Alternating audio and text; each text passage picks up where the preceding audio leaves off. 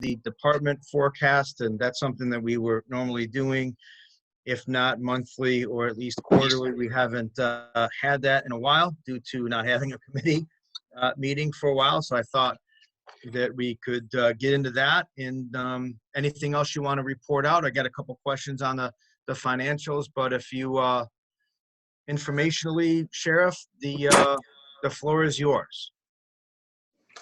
Good afternoon, everyone. I just soon move to any questions you have first, and maybe that'll stimulate some further discussion. So. Okay, so I do see. Well, I know that probably some of the wages are probably driven by some of the retirements, but I do see a little bit of good news. Obviously, overtime wages are down versus modified versus projected, and potentially $500,000 to be modified. Is that driven kind of to a sense with the personnel, or is the jail driving that, or is that a reduction in overall overtime? That's the first question.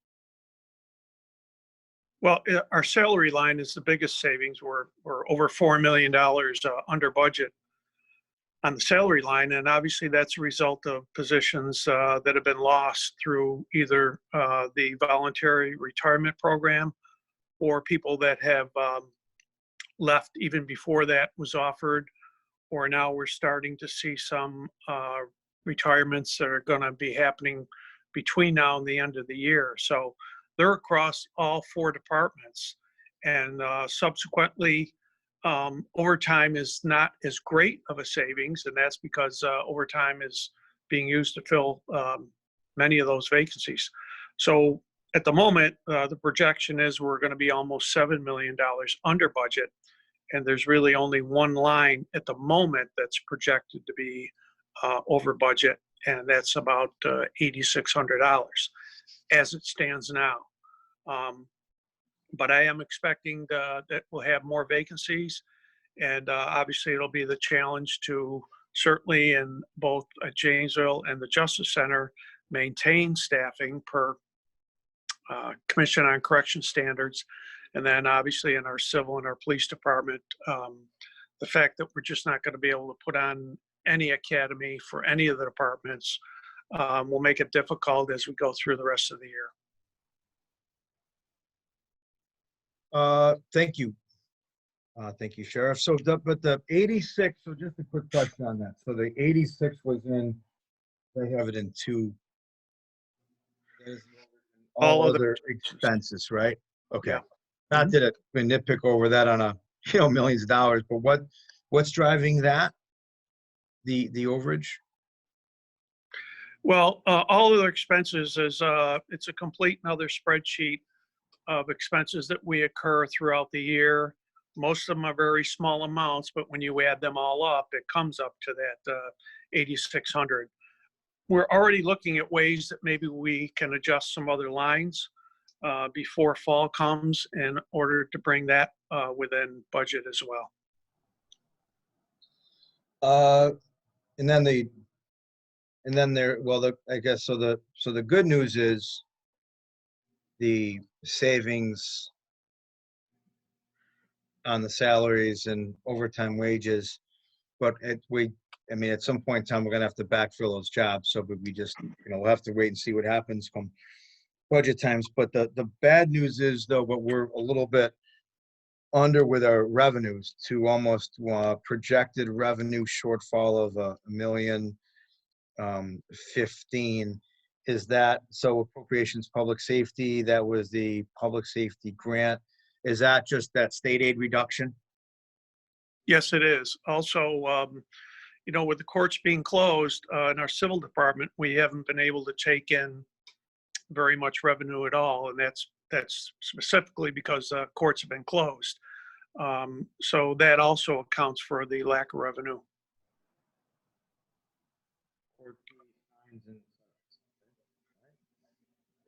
I didn't think about that. Thank you. So, and last question on the money, and then we can talk a little bit about the vacancies. But So do we anticipate any, would your budget, if we were to receive any reimbursement from FEMA due to the COVID, would you anticipate any increased revenue on that side? Would you be getting anything?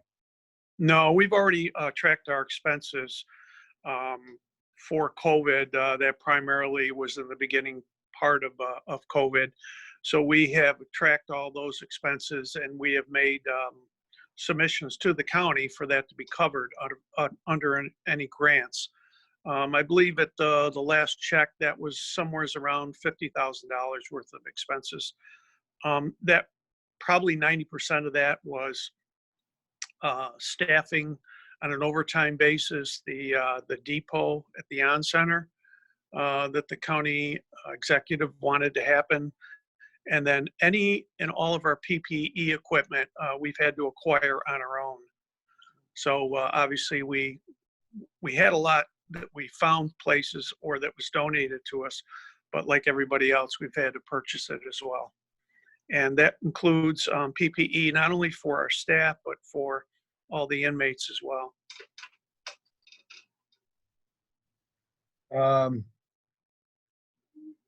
So the other,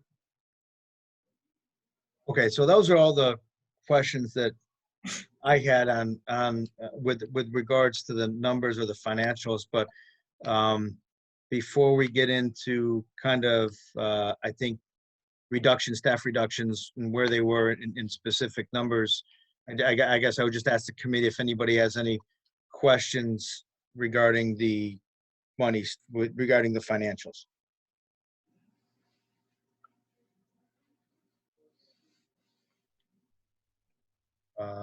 Okay, all right, we'll move along then. So you referenced kind of some with the vacancies and staffing levels that we have to adhere to by docs and not just but downtown, but up at the correctional facility. But can you break it down for us within your department? How many people have left on the recent incentive, and how many people left prior to that, and staffing levels over the past year? I'd just like to see how many we're down and where at, because I know that we were probably a little short, and I know that we're trying to get an academy, but I just want to know how many actually we have. I'd like to see that over like a year or two. Well, let's talk about the voluntary retirement incentive program first. That accounted for probably 35 positions overall. Again, this is across all 4 departments. I think that number is close to 35. I'm projecting that probably by the year's end, our total vacancies will be well over 50, probably approaching 60. Some people let us know well ahead of time that they're going to retire, and some we find out from state retirement when they filed with them that they're going to be gone within 2 weeks. So while we try to gauge that as best we can, sometimes those numbers we just don't know until they actually happen. So that's overall where we probably will be. It presents challenges, obviously, in all 4 departments, but in 3 of them specifically. Justice Center and Corrections, we've made some adjustments for various reasons. For a period of time, our sentenced inmates up at Janesville continued to decrease, and that was because the courts were closed. So there was no activity. There was nobody being sentenced. So that number dropped significantly. I think we were down to almost 60 at one point, inmates. So together with the fact that we needed to do our best about social distancing, we made some adjustments. And since that time, we have moved some inmates from the Justice Center up to Janesville to balance out the population numbers. Together with that, while COVID was happening, and only up until recently, we were holding inmates who were called state ready, which means they were ready to go to the state system. And the state was not accepting anyone. So we also had a backlog of those inmates as well. Since that time, the last probably 3 weeks, the state has been accepting inmates, and they've also opened up courts to where dispositions are being handed out.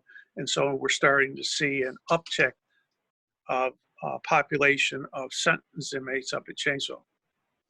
It goes a little bit deeper than that, though, as well. We want to keep everyone safe in our facilities. And so we specifically adjusted people based on the fact that we wanted to give people as much distance as possible.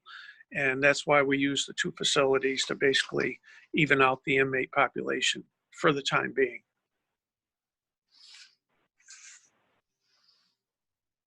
So do we have, are there any, thank you, are there any are any state inmates still waiting to be sent? And how many, what is the number that we have? Do you know the number we have down at the Justice Center and the number that we have in Jamesville currently today? Sure, I get those numbers every single day. So today's population at Janesville is 300, and 100 of those are sentenced inmates.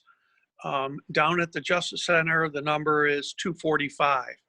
And as to your question about state-ready inmates, the state tells us when they're ready to come and pick up inmates or when they're ready to receive inmates. So that usually would be in a normal period of time. That could be anywhere from 5 to 10 inmates every 2 weeks. But again, since all of this has been upside down for the last 4 months or several months, we are going at the pace that they tell us they will receive them. Can I make a comment about inmates and the population growth over this time?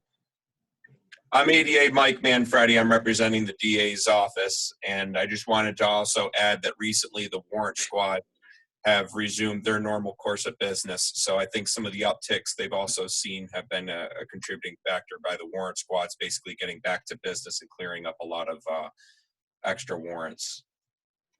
So as more warrants are served, more people are taken into. There are a lot of outstanding warrants, but the warrant squad basically wasn't also working during the month of March, April, May. They kind of got into it a little bit in June. The end of July, they've been very active, and from our end, we've seen a lot more arraignments, a lot more warrants, some of which, of course, are bail eligible depending on the offense. I'm sorry if I chimed in at the wrong moment. I've never done this meeting, so if I violated Robert's Rules of Order, I'm sorry. You're fine. You're fine. No worries. I thank you for the info. It's good to know. All right, and we have Sheriff.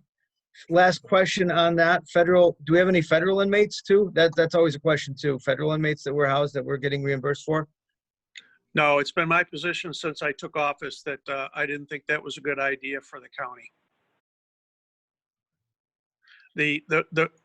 A couple of reasons why. Obviously, a liability reason, and the second is that the rate that the feds would pay us paled in comparison to what our actual costs are to house an inmate. So to me, it didn't make sense from a liability standpoint, nor did it make sense as far as a cost.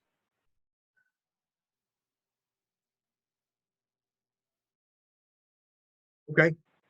Any other members, committee members who have questions on staffing reductions, or inmate populations? Yeah, Mr. Chairman. Yes, Legislator Rowley, please. Yeah, Sheriff. I forgot. Do we get reimbursed for state-ready inmates? Does the state pay us as we hold those people? We've never been able to get money from the state for that. None of the sheriffs across the state actually have been successful at that. Okay, that's what I sort of remembered. I just wanted to confirm that. Thanks. If I could add something. Sure. Please. Actually, I mean, and this, I consider this to be good news based on the fact of the situation with COVID. Up to today, throughout this whole COVID period of time, we've had only 4 inmates and 4 staff members that have tested positive for COVID. And that's both facilities combined. So I really think it's a testament to certainly both the county and the staff, and doing everything they can to keep the facilities clean and to keep everyone not only safe, but healthy as well. And I'll tell you what, I echo that, because I know that when we first started, when March hit and everything kind of went, the pandemic was really going, and the cases were obviously going exponentially up. We kind of thought that we were very, very cognizant of the people being housed, and many other facilities across the country were not as fortunate. So yeah, and that's a good news story. Yes. And that's something that we were being asked a lot, and a testament. So definitely did a good job for sure. And that should be recognized. Okay. Any other questions before we move on? And then, so we'll just have to wait and see what we have for staffing projections for next year, but we'll have to wait and see as we get closer to the year. And then obviously as people leave, then that overtime line will go up. But do you have an indication of how? So if we have 35 that are gone and we possibly lose 50 or 60 by the end of the year, with not having the ability to put on another academy for, I mean, we're behind. I mean, those things, I mean, you have to test, you have to screen, you have to get ready. So we're even, how far out are we in possibly even having a class get put on? I mean, to date, right? We're months away, a year away from that, correct? Yeah, well, I would guess that we're probably a year away from actually seeing new employees come to work. I can't see where we could even think about holding an academy before the end of this year. And even if we were to do it in the first quarter of 21, those candidates wouldn't actually be useful to us as far as being out of the academy and in any of the departments till summer. Do you think in any way, shape, or form that puts us into not being able to staff accordingly? We should be fine, right? Well, on the police side, we can always accept lateral candidates from other agencies. But on the correction and custody side, that's not possible. Well, it's possible, but it's very rare that you would get someone. So that's, I think, going to be our biggest challenge as to how we fill vacancies in those 2 departments, based on the fact that you will ultimately have to have a class. And while that class is shorter than the police side, it's 12 weeks, it's still getting the list, going through all the pre-employment phases that will take us, like I said, several months before we'd actually be able to utilize those people in their positions. That'll be the challenge. And I do have follow-up from the last minutes, specific to some vehicle use questions moving on. But before I move on to vehicles, does anybody have any other additional questions on that? Okay. I just have a quick question about, I'm wondering, do you know the difference in the census? I know we passed issues of census between this time last year and this time now. You said 245 current PSB. Do you know is there any change in that from last year? We get a report from the state monthly on that. Unfortunately, I don't have that report in front of me, but that information is available to us. It comes through the State Sheriff's Association, and it gives monthly populations throughout the year. And then obviously it looks back at the previous year at the same time. I mean, it's accessible. I don't have it in front of me at the moment. I was just wondering if there's a change relative to the bail reform. Well, there's no doubt that it's down. That I can tell you significantly. The actual raw numbers I don't have. Okay. Maybe I can find that from you at another time. Thank you. That's it. Okay. Any other, thank you, Sheriff. Any other questions for the Sheriff? Okay, I did have a couple questions regarding grant funded vehicles and some take home vehicles, but I won't take up the time with that because I have to, I'll ask that another time, or I'll ask them directly, Sheriff. I'll follow up with that. Okay. Anything else for the sheriff? Okay, Gene, thank you very much. We appreciate the update. And are you going to stay on for their number 3? I was not. I was just gonna hope everyone stays safe and healthy. Okay, Thank you. thank you. All right, have a good day.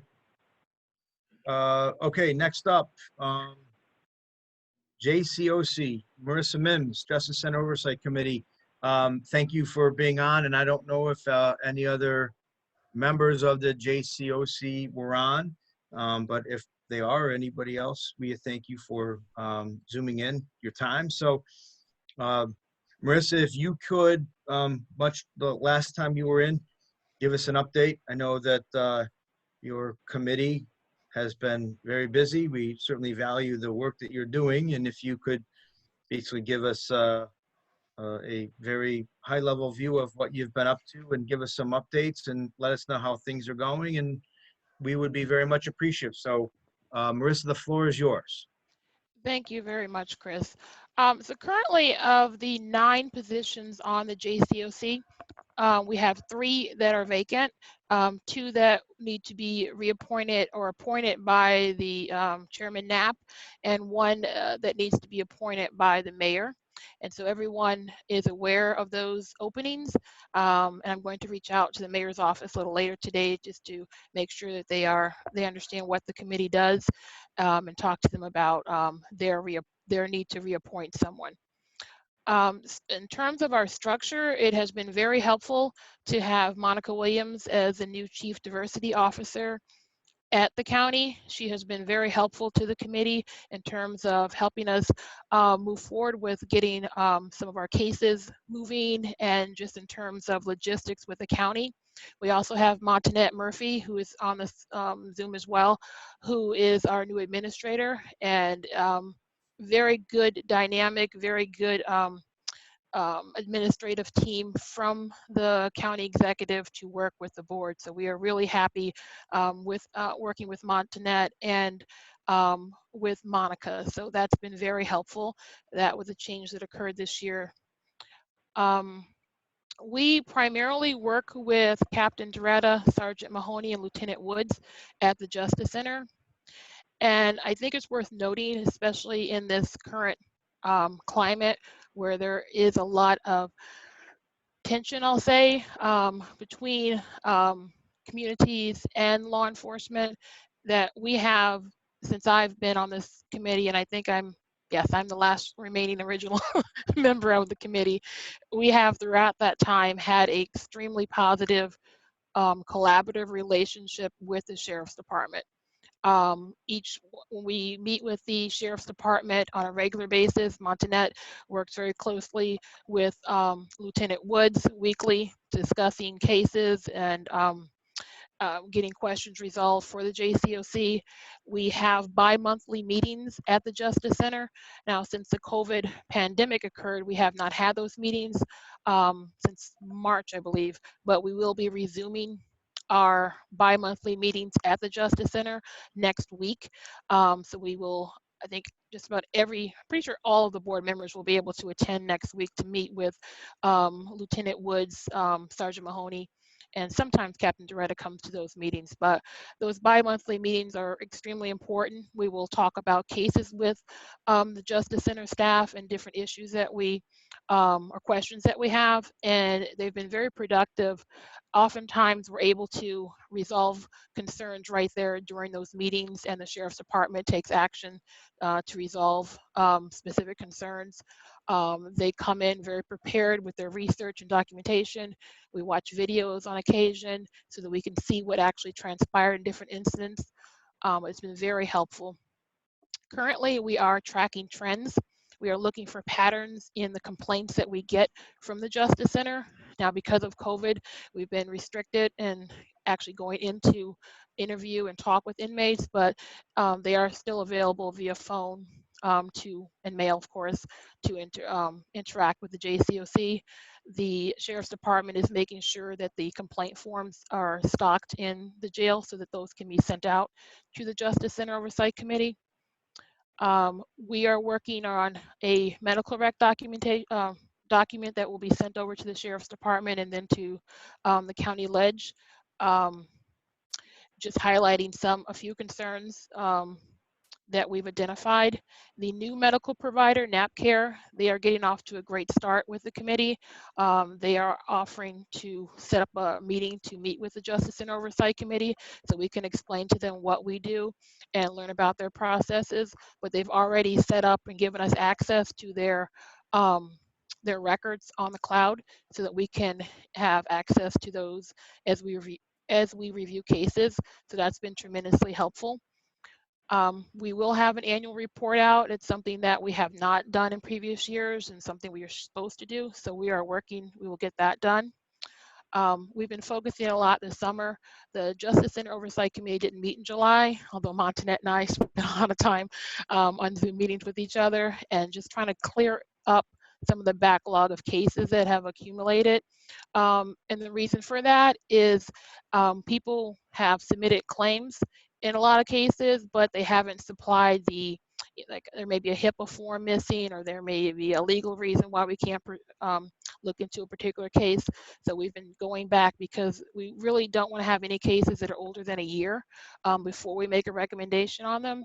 So we've been pretty successful at it too, as far as getting our caseload updated. So I'm really pleased about that. So that, in a nutshell, is what is occurring with the Justice Center Oversight Committee. But again, I do want to emphasize that I think this is a model as to how a community-based group can work with a law enforcement agency to provide recommendations and to look at issues related to the safety and welfare of everyone in the Justice Center. So I really do thank the sheriff and his team for their work. And the 6 members who are a part of that committee have been doing a tremendous job as far as reviewing cases. And that would be my update for you, sir. Marissa, thank you so much. I appreciate your time. We appreciate the work you do, and I do know that I have received some feedback from at least one member of the committee who values all the work and can't say enough good thing about the work that's being done. Quick question, two quick questions. So the backlog, so do we have a backlog, and it's not a very high, so it's a good, bad, indifferent, normal, or because of COVID, and you're getting through it? And when do you think you'll get through it? So not because of COVID, and it's just in terms of, so people or inmate can submit a complaint to the Justice and Oversight Committee. And because of the nature of the Justice Center where people come and go, sometimes they have not submitted like a HIPAA form. So we can't get the medical records to look into a particular case, or sometimes they may have submitted a notice of claim, in which case we can't, that's a case we're not able to look into either. Or they may have left a Justice Center and we can't connect to that person. So as a committee, we're reviewing all of the cases that are like over a year old and determining what we need to do as far as those cases. Are those cases that need to be closed, or those cases that we want to still keep opening? And some of them aren't official cases yet. They were noticed as pending because we had not received all the documentation. So in terms of a backlog, I mean, perhaps I shouldn't have used that word, because that sort of engenders this idea that there's a long mess of cases, and it's just a matter of clearing up the status of some cases. So now I feel very comfortable with where we are in terms of reviewing cases, especially with the amount of work that we've done over the summer to look at cases, and that we reviewed a large number of them in June at our JCOC meeting, and we're able to close a number of them, and we will be reviewing, or we reviewed some in our last meeting, and we'll do that again until we've caught up. But I'm comfortable that we'll be able to have everything so that it's within at least a year. Thank you. Second question regarding the correctional health provider. You did say that it seems like it's going okay. The initial impression that they've left on me is very positive, because they've expressed a willingness to meet with us, and there's been no hesitation about that. They were very quick in terms of allowing us access to their medical records on the cloud, which is a lot easier than we used to get disc, and then the medical board member would have to go through all these discs, etc. But now it's cloud based, and they set that up right away. There was no, it was very easy to process. And so at our next meeting, we're going to set up a time to meet with them. So the initial impression is very positive, just in how responsive they've been and how interested they are in meeting with us and hearing about what we do. That's great. So, and that's a really good thing, because it's important. But if that relationship were to change, or if anything isn't always as smooth, if you obviously could report back and just let us know, or I'll reach out, and I just hope that keeps going. And then last question. I know that the yearly report, or the report, usually comes out. Do you have any idea if when or how, when we could be expecting that? At this time, I would say before the end of the year. We have just started back from the summer, so definitely before the end of the year we can get a report over to you. Thank you. Thank you very much. And we'll work on those vacancies, if there's 2 here, and that's something that we want your committee full. And so, all right, again, thank you very much. Any other members of the committee have some questions for Marissa?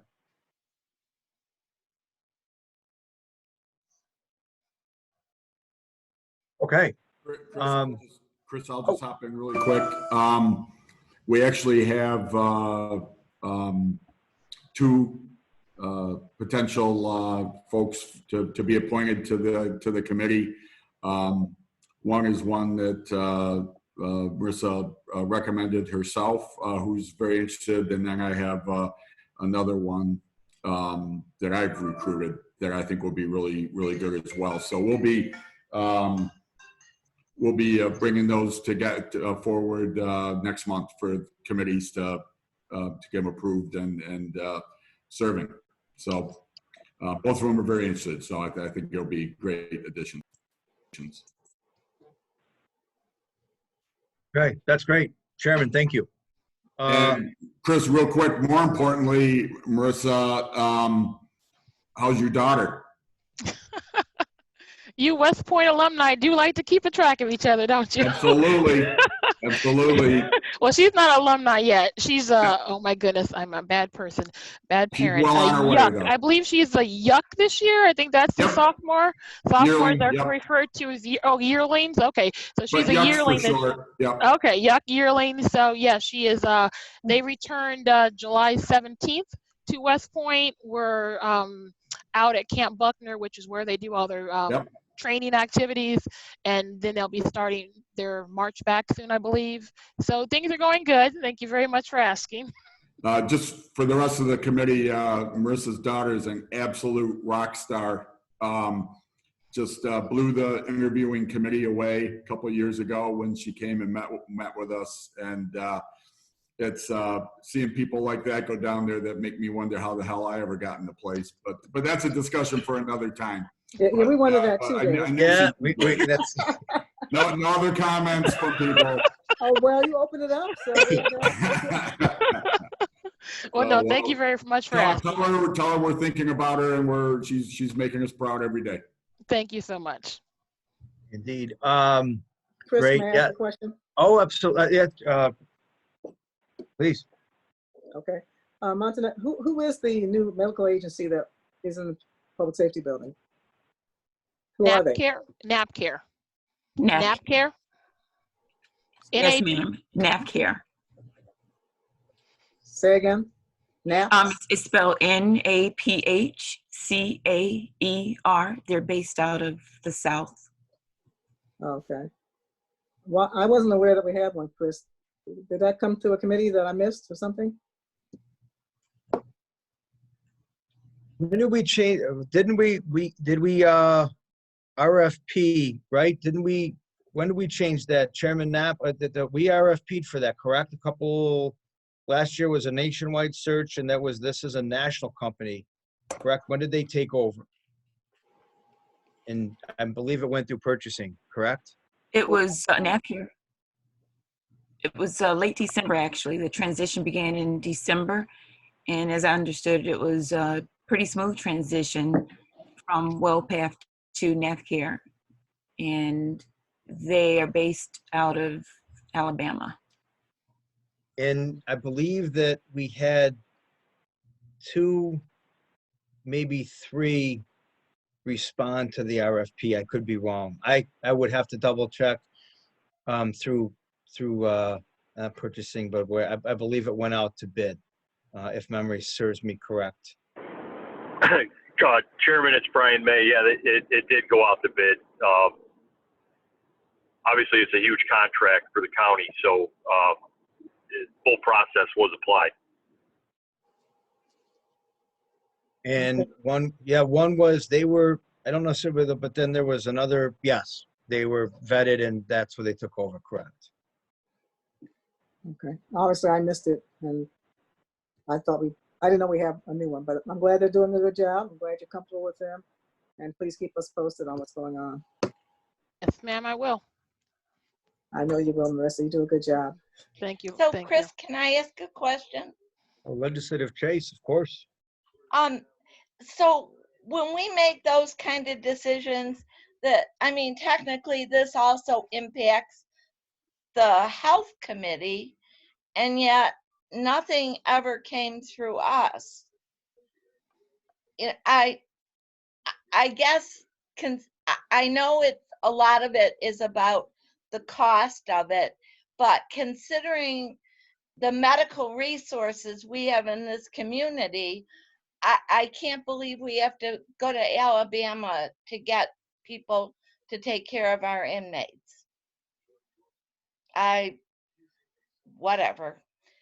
Just making my opinion known. There are only a limited amount of, I'm sorry if I should interject here, of organizations that do provide the correctional medical care. So the previous one was a national organization that was based out of state. I don't know if there's one based in New York State, but most of them are not based in New York State that I'm familiar with. So that's why it's a national organization. There's a limited pool of organizations that you can choose from. Yeah, and then when they put out the bid for the work, and all the other bid specs are applicable as to who can do the work or wants to do the work, it's pretty specialized. And there aren't, I think that's a great point, to Marissa's point there aren't a lot of companies that actually do it. And Legislator May, because you chaired the committee prior, jump in. And so prior to NAFCare was a previous provider, but the provider before them, in my humble opinion, didn't do a real fantastic job, and it ended up, it cost us a lot of money. And so there are specialized, and there aren't a lot of people that actually do it. And treating inmates in the facility instead of taking them out is, there's a lot of cost savings built into it. So there's a lot of moving parts to it. Well, it would be interesting to know what is different from them than any other healthcare provider, because no matter who you are, your healthcare should be delivered on your needs. And I can't believe that anybody who has done healthcare for any period of time can't assess an inmate's needs and meet them. It's all about the assessment, their care plans, their documentation.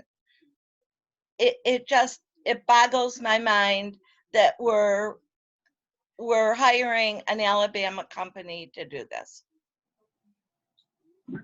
but bear in mind, we may not have had a choice because they might have been the low bidder.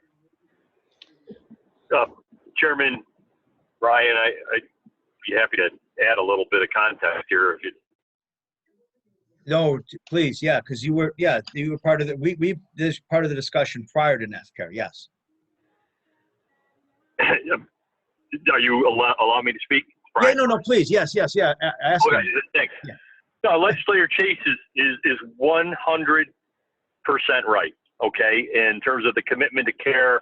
Onondaga County found that prior to our last provider, before we made the switch, that we couldn't live up to the legal and ethical expectations that were really required to provide. And that was using local people and employing them as part of Onondaga County government.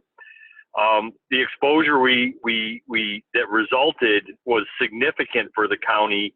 The cost was astronomical because there was a whole dimension of care beyond, our limitations that were extraordinary. And they were extraordinary to the sheriff's department, to corrections, who had to transport inmates who needed higher levels of care in acute situations. This was a really significant process when the county decided, sort of like nursing homes, to get out of the business because we weren't doing a good enough job. And, we were putting folks who were incarcerated at risk. We were creating liability and exposure for taxpayers. And again, just the quality of care wasn't quite there. These national institutions, particularly in that first choice to really, I hate to use the word outsource, but to use a professional firm that knew the requirements of jails, for lack of a better term, and the folks who are in them, made all the difference in the world. And, it certainly became, there was a benefit of cost containment.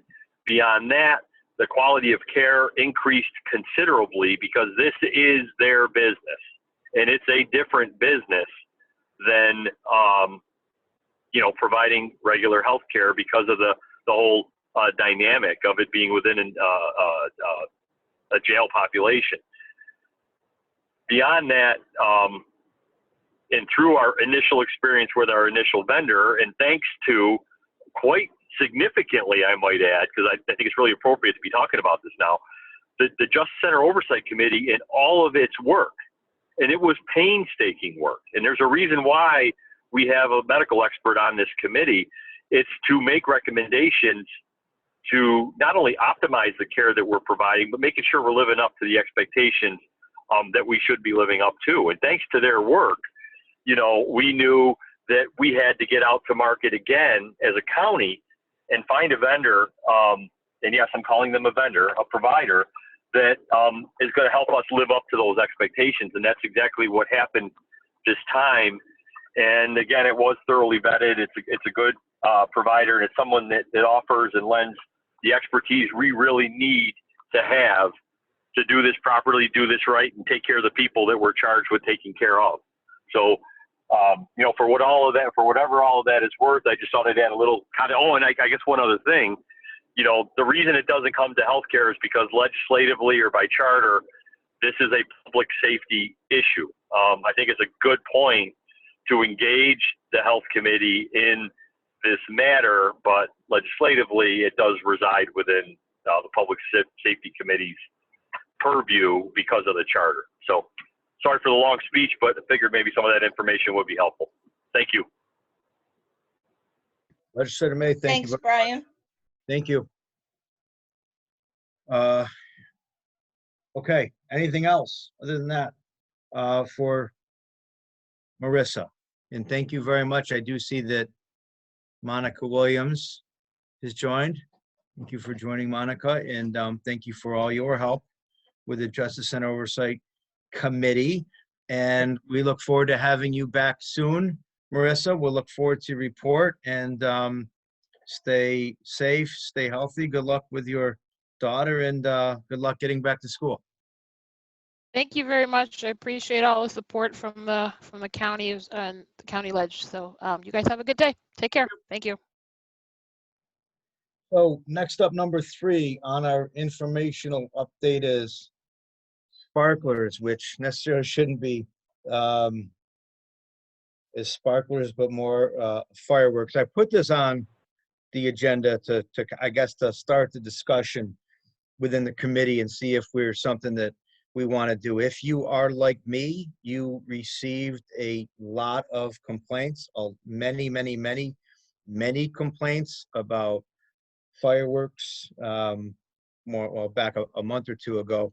But then open up the question as I posed the question to the Sheriff Conway, what can we do? And fireworks are still illegal, but is it a result of us not opting in or opting out of a state law? So I guess to start the discussion, we do have somebody from the district attorney's office on here, ADA, who can take us through the law. So if real quick, just what was passed in the state, what did we do, what didn't we do, and what can we do going forward? Hi again, it's ADA Michael Manfredi. I'm the chief of the Municipal Court Bureau here, which basically handles all the City of Syracuse misdemeanors and all the justice courts in the outlying county.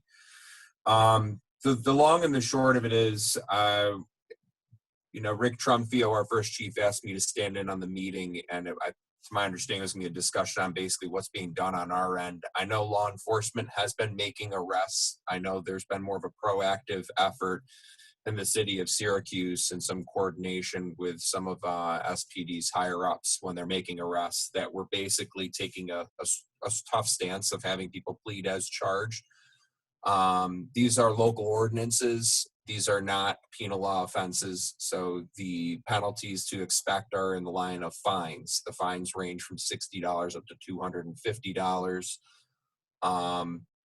And from what we've seen, a lot of people are just basically taking responsibility and taking their plea as charged on these fireworks. It's difficult for me to assess what's going on in the outlying counties just because the justice courts, as some of you are aware, have only recently started to reopen. There's a bit of an erratic schedule, so it's difficult to tell from a justice court to justice court basis what's actually going on there. And not to mention, in the justice courts, a lot of the local ordinances are actually handled by town or village attorneys, not our office. So. Thank you. That's good. And, sometimes, it's hard for law enforcement to make arrests because, by the time the police get there, but that doesn't stop. It's a serious public nuisance issue, and I'm not sure how we can address it. I don't even know how we want to address it, but I guess the question is, and I'll throw this out there. So the question was, did we obviously not opting out of the sparklers or opting in, however you want to say it, does that open up the door for people to then buy fireworks? I don't know specifically if I subscribe to that theory, but some people believe it. And the question is, does this committee want to do something about it in anticipation? Obviously, we're not going to do anything about it now, but for next year, is there something that we want a direction that we want to go in? And have other legislators gotten complaints? And if so, do they think it's worth addressing through this committee? So I guess I'll throw that out there. And I know that, I know if Chairman Knapp, if you wanted to weigh in on that too.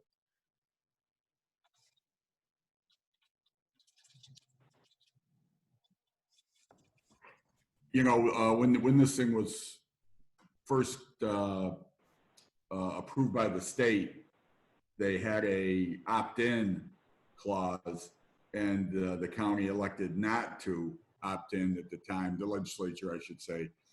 And it sounds like lots of counties did not, because then the state went back and changed it to that you had to opt out and you were automatically in, which we never did. So, I mean, technically we are, yeah, they are legal here, but the definition of what these sparklers are is they can't leave the ground. So firecrackers, sparklers, things like that are what we're talking about. Anything that goes more than a few feet in the air is considered actual fireworks, and those are still illegal. So the big shows we were seeing in the city on the 4th of July that rivaled our very nice show down in Lafayette at the Lafayette Apple Festival grounds for Linda Irvin's benefit. Had to get that in. But anyway, those were illegal. No doubt about it. Absolutely. Yeah, and that's a good point, because the state's opt-in or opt-out clause basically just pertains to sparkling devices, and there's a measure of what kind of pyrotechnics those devices can have. And as Legislator Knapp laid out, that's pretty accurate. So everything else that's been seized by SPD and things that have ended up on Syracuse.com, the mortars and the much larger things, those are all legal and they remain illegal. I have a question. So when you talk about sparklers, you're talking firecrackers don't leave the ground either. So those are also okay? Firecrackers? No, firecrackers are not considered a sparkling device. Okay. A sparkling device is, I'm sorry.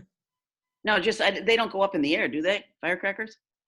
No, but again, and that's where I was saying that there's a pyrotechnic composition that, wouldn't fit within that limit for what New York defines as a sparkling device. That's more in line of it being considered an explosive.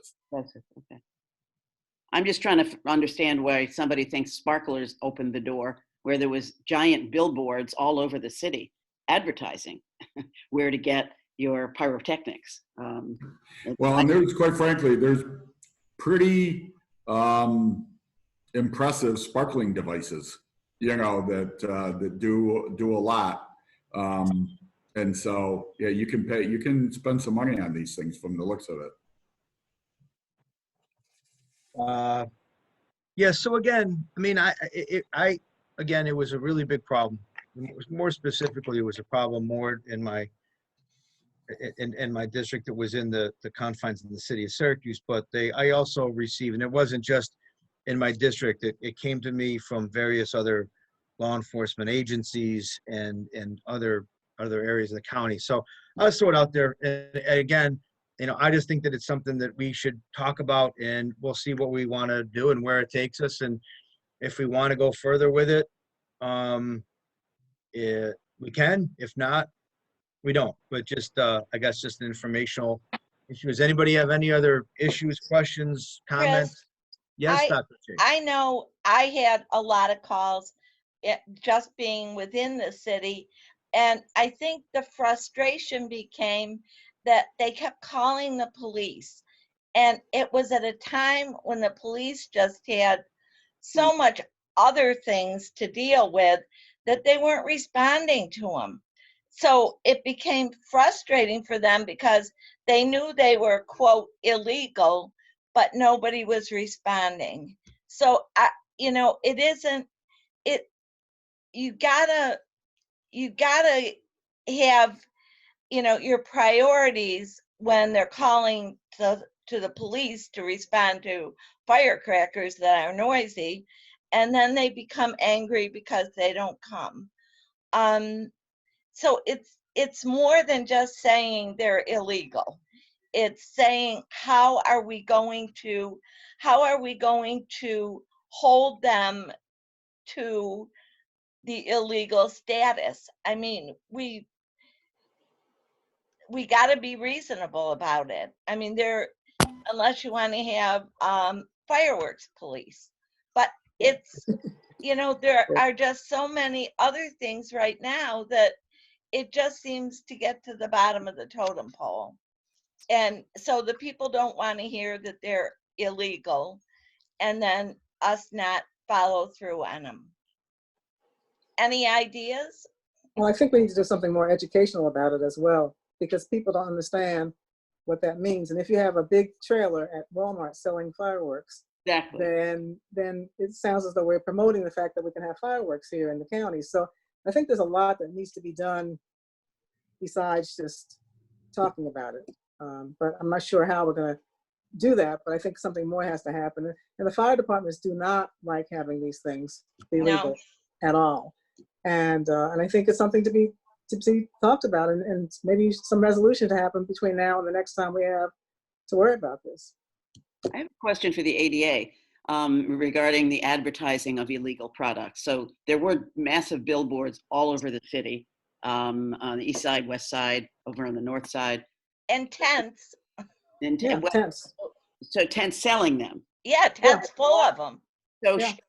can you bust the tent or the van in Walmart, or not allow advertising of an illegal product in our city? In regards to the advertising, I mean, I would always see billboards. And I have to admit, when my younger days, when I was 18, I know that I could go down to Pennsylvania, shoot down 81, and that's where they would sell fireworks. They would only sell to New York residents. Right. But in terms of dealing, there is a law on the books that deals specifically with the dealing of fireworks, and again, I know Syracuse police put out a press release where they had 2, I think, pickup trucks filled, overflowing with fireworks because they were hitting those very things that you mentioned. People who had set up stands or who had driven in from who knows where, and they were arrested, issued appearance tickets, and the fireworks were seized. Yes, I don't know if that answers the question you were asking, but yes, illegal, and yes, when police catch them, they are arrested and the fireworks are confiscated. Well, and also the advertising of illegal products too, but I don't know if that's... I think a lot of those billboards, I think a lot of the billboards that were around that advertised for locally were for the sparkler devices, but they call them fireworks to get people in. But they're actually, the stuff actually in the tents at Walmart and stuff are the sparkler type devices. Those are all legal. Right. But the billboards were for fireworks to go to PA. Absolutely. Yeah. Yeah. Yeah, it was a mess. All of June. I had heard that there was a lot of push because so many, the larger, unlike Lafayette, a lot of cities, they all canceled their big fireworks shows. So they were trying to promote just because they were trying to stay in business, because the bulk of their business comes from the major municipal fireworks shows. Hopefully next year it won't be so bad, and we won't be in lockdown. Please stop. Okay. Well, Syracuse police made an effort. Go ahead. I'm sorry, I was going to say Syracuse police made an effort to try and crack down as much as they could, but also, I mean, I have the ShotSpotter application on my work phone. There are shots fired incidents multiple times a night in the city of Syracuse. So I think it became a triage situation where they had to respond to the most serious thing that was going on. I don't think it was apathy or unwillingness to try and crack down. It was just they were stretched thin as is, trying to deal with all the other nightly calls that they would get. So I just wanted to kind of throw that out there. Well, that's a lot of what when I got calls or emails, I responded to that there has to be a prioritization of severity of the crimes, and certainly with the amount of gun violence that we've had, the and homicide would fall to the bottom. Well, thank you very much. Thank you very much for the discussion, Mr. Manfredi. Thank you for being here. Appreciate it. And I think, listen, I think to Leader Irvin's point is, if we're going to do something, we should probably talk about if we want to do something before it happens again, which we've got some time. But I think it's worthy of a discussion. I think we all received enough complaints, so stay tuned for more. Speaking of timeframes and deadlines, we can move into any other questions on that? Okay, so moving on, number 4, criminal justice reform. Thank you. Thank you very much. So I guess the first thing, let me just tee this up, and I would ask. So criminal justice reform was included an executive order from the governor's office. And, I just want to, before we start, I want to bring in Mr. Durr, who I believe is on with us here, about what it is. Can you just speak to the executive order? Can you hear me? I can, yes, and Okay. what it says and what is it that we as a legislative body is compelled to do? Okay. So this is the government's executive order, which requires police forces to adopt a plan by April 1st, 2021. If they do not have a plan in place, they're not going to be eligible for state funding. So obviously they have a very good motive to get that plan in place. And what that plan requires is that it engages stakeholders and public in an open process on policing strategies and tools. So I guess that's an open discussion regarding the current policies in place, modification of those policies perhaps, and including perhaps a community outreach component. That plan is based upon those discussions. There's going to be a plan formulated. It will be presented by the chief executive and the head of the local police force and open to public comment. All right. And then after public comment, the plan is presented to the local legislative bodies, which has to approve the plan. And at that point, if there is not an approval of the plan, then the police department will lose its eligibility for state funding. Now, I know Linda and Chris and Dave and myself attended a meeting called by Bill Fitzpatrick last week, or the week before, I guess. And what that meeting was an organizational meeting regarding this. At that time, there was an outline presented, which pretty much encapsulated all this and actually expanded on it regarding certain areas that Bill thought were important. As he explained, we can expand on those, the committee can expand on those. And as Linda knows, there were certain subcommittees, one of which she is the chair of, regarding certain areas. Now, I don't think the areas of the subcommittees have been determined yet, but they're obviously in regard to, the biggest thing I would say is probably use of force and interaction with the community, and the community perception of the police force. So this is just in its infancy, but as Fitzy said at the initial meeting, it's important to get on this because April 1st, although it seems like it's a long ways away, is really right around the corner. And these things have to be in place. The questions, which, I mean, this is a very, very short executive order. And a lot of it is, I guess, not the meat, but the, reasoning why he's doing it. But the question that I think everybody has at this point in time, until there's some clarification, is what is considered the local legislative body? I think probably the most expedient and best thing to do would be to have a cohesive one policy adopted by all the local agencies, then presented to the legislature. And then if it has to be presented to the local legislature, and I mean the town boards, et cetera, that would be the same plan would be presented to every legislature. Hopefully at that point, when the plan is done, we would be beyond a public hearing. So what the plan, I think as Fitzy sees it, is that we have the public hearings prior to the final formulation of a plan for submission, that the legislature, Onondaga County Legislature, agrees on that plan and adopts that plan. And at that point, if it's required to go out to the towns and villages which have local police agencies. They would be also on board because they're going to have some input. All the local police agencies are going to have some input with that, and they would approve it. And that way, we could send that package to Albany with unanimous support. So I think that's the plan.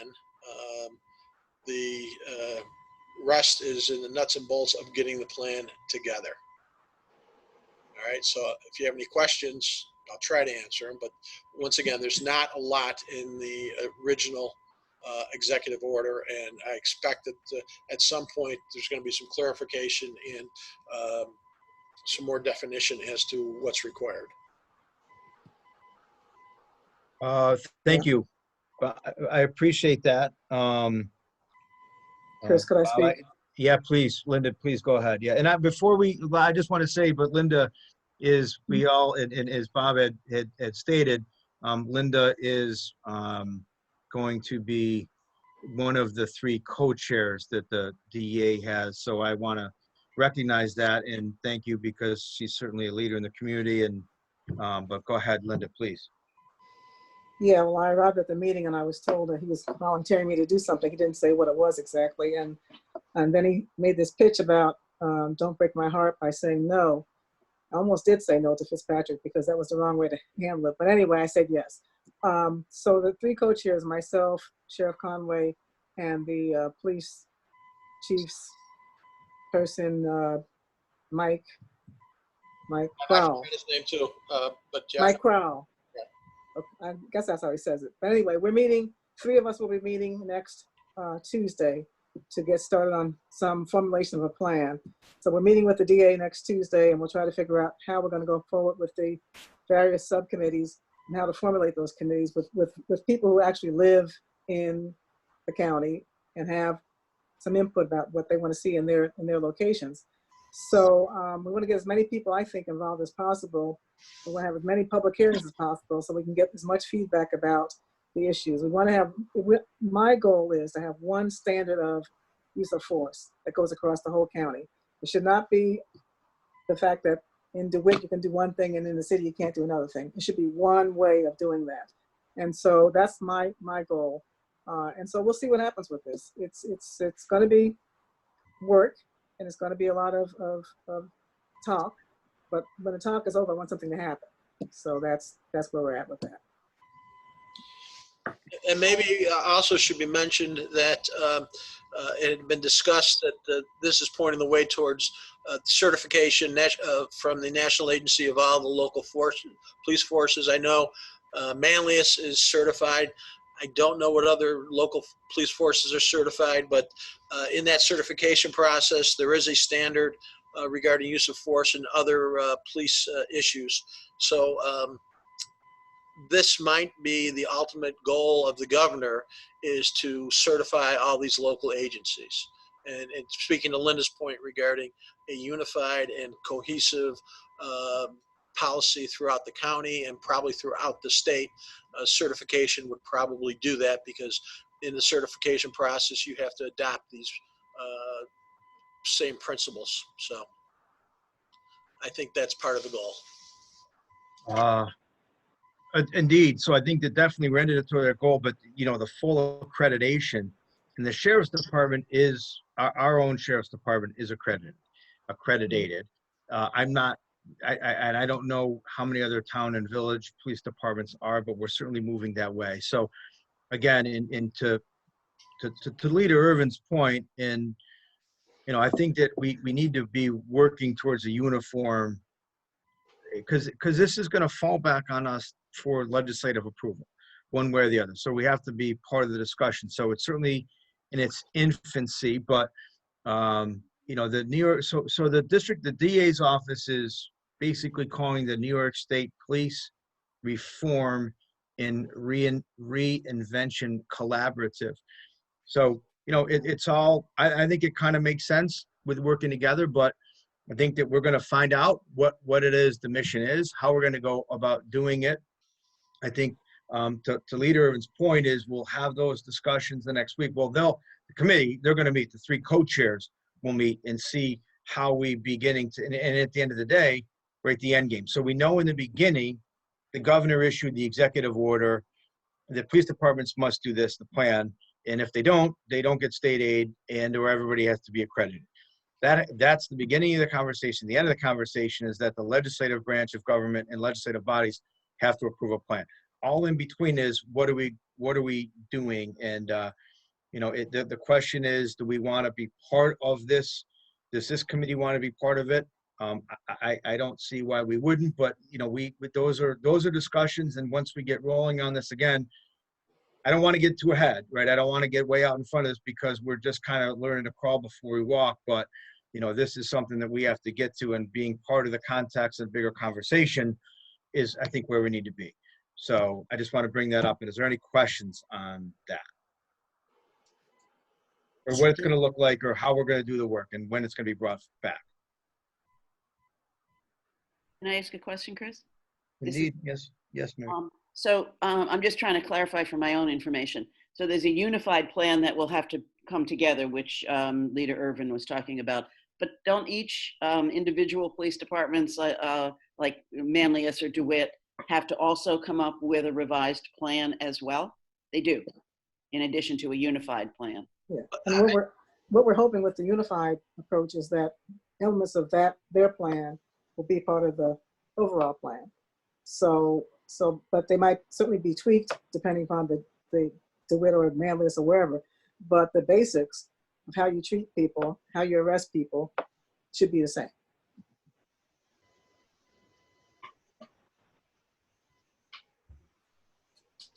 And again, doing some backwards planning here.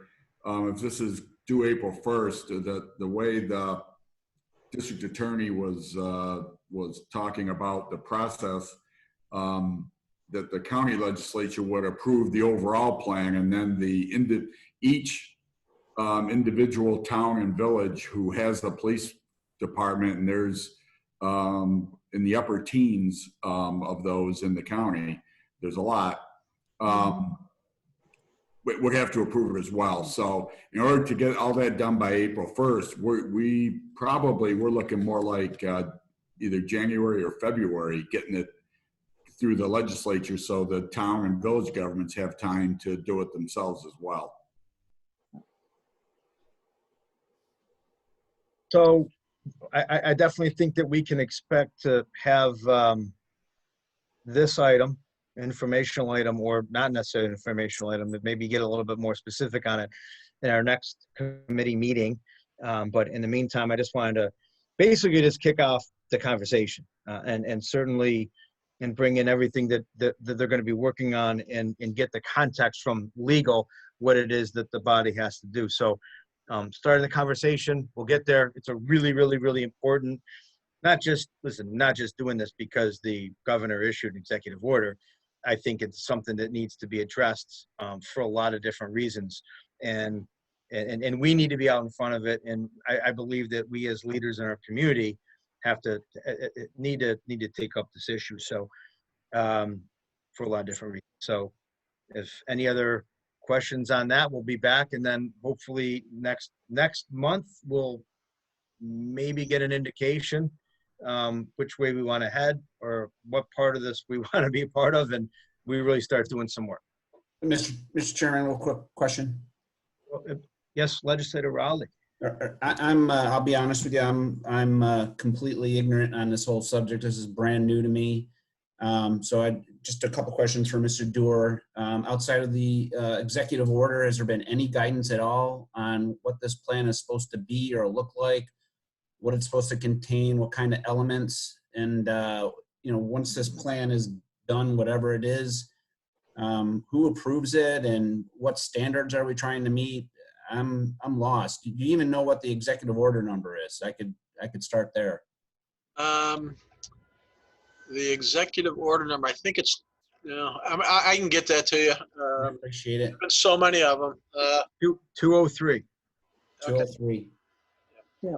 So there's not a lot of definition in the executive order. It's what I said was probably as much definition that's in the executive order. I think they're waiting for some more details from Albany. But basically what they're trying to do, two things, is get a cohesive use of force policy that makes sense for all departments. And I think they want to standardize that, and as well as do a community outreach program, and get these agencies certified. I think they want to have some kind of uniform across the board policies for all the departments, which obviously makes sense. The process, once again, is to, as Onondaga County sees it now, all right, because we haven't been given any clear definition by the state yet, is that we hope to do these community outreach programs, address the specific issues that we believe need to be addressed, including those ones I just talked about, come up with a plan in written form, which is approved by all committee members and hopefully going to the legislature, Onondaga County legislature, and get unanimous approval there. Obviously, prior to that, it would be approved by the police agencies also. At that point, if there is a need, and I think there's going to be a need for the local agents or local governments which have a police force, it would then go out to them for their approval. And hopefully, in the meantime, they would have input on the initial plan, and this wouldn't be going out to them to modify or change, but just to ratify and approve. And then we would send it into Albany. So the process is to do this in all one movement, get a plan together, get it approved by the county ledge, send it out to the local governments, get that approval, and then forward it to Albany. I wish I had more details as to what exactly they wanted, but I think Legislator Irvin hit the nail on the head. Use of force, I think community outreach is part of it. Uniformity in all the local agencies, try to get them cohesive with one another. And I think that's the main goal. Yeah, that's it. And I'm sure there'll be more information coming from Albany as we go along with this, but for right now, that's as much as we know. And, making sure that we get a lot of community input is the big thing. I think we have to make sure that that's part and parcel of what we do. Right. We had representatives from several of the towns at the initial meeting, and we're going to make sure that going forward there'll be additional input from other people as well. So. Right, and going back to that meeting, the organizational meeting or initial meeting, they also discussed diversity, recruitment, and the certain labor agreements. I mean, it got fairly deep regarding labor agreements and possibly residency requirements for SPD officers. So that stuff was discussed, and I'm sure it's going to be addressed. Yeah. Legislator Rowley, are you? I'm fine. No, you're not. No, you're right. No. I mean, there's so much coming out of Albany. It's unbelievable. Well, it's not just Albany. I mean, if nothing else, if you're not paying attention to anything else, then you should certainly know that police brutality is an issue and it needs to be addressed everywhere. And so, yes, he's taken the top down from the governor telling us we have to do something. We should want to do something anyway. And so that's what we're going to do. Got it. Right. But, the state, working with the state is certainly in my line of business isn't easy. And, a lot of times we're guessing as to what the heck the state wants. I think the linchpin here for everyone complying is that they get funding, and everybody needs that funding. So I just want to make sure that whatever we have to do, we're given proper guidance and we comply with it so that we're not spinning our wheels. So I spin my wheels a lot in my profession. I'll just be honest with you. Yeah, I'm sure.